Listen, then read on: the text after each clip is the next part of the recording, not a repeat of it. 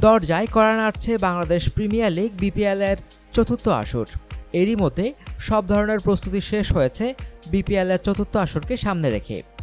দর্শকদের মাঝে বিপিএল-এর খেলাগুলো সরাসরি তুলে ধরতে বরাবরের মতো আসন্ন বিপিএল-এর সম্প্রচার স্বত্ব থাকছে চ্যানেল 9-এরই কাঁধে।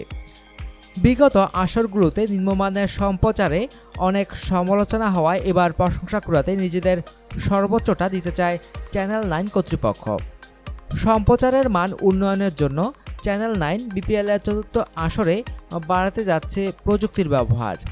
বেসরকারি এই টেলিভিশন চ্যানেলটির লক্ষ্য যে কোনো মূল্যে দর্শকদের প্রশংসার পাত্রে পরিণত হওয়া ও সকলের মন জয় করা। তাই আসন্ন বিপিএল-এর খেলাগুলো সম্প্রচারে মাঠের কোনো কিছুই বাদ না দিয়ে সব ঘটনা তুলে ধরতে টুর্নামেন্ট জুড়ে মোট 28টি ক্যামেরা ব্যবহার করার সিদ্ধান্ত নিয়েছে তারা। সেই সাথে প্রথমবারের মতো আল্ট্রামোশন প্রযুক্তি ব্যবহার করতে যাচ্ছে চ্যানেল 9। পাশাপাশি পিচ ক্যামেরা, ভার্চুয়াল অ্যানিমেশনের মতো প্রযুক্তির ব্যবহার তো থাকছেই, এমনকি টি-20 বিশ্বকাপের মতো স্টাম্পে ব্যবহার করা হবে এলইডি বেলস। শুধু এখানেই থেমে নেই প্রযুক্তির ব্যবহার। ইন্ডিয়ান প্রিমিয়ার লিগ আইপিএলের মতো আম্পায়ারদের টুপিতে ম্যাচ চলাকালীন সময় ক্যামেরার ব্যবহার করার সিদ্ধান্ত নিয়েছে চ্যানেল 9 কর্তৃপক্ষ। বুধবার এক সংবাদ সম্মেলনে এই সকল কথা তুলে ধরেন চ্যানেল 9-এর প্রোগ্রাম ও ইভেন্ট ম্যানেজমেন্ট প্রধান তানভীর খান। বিপিএল-এর ম্যাচ দেখা যাবে বিশ্বের বেশিরভাগ অঞ্চল থেকেই।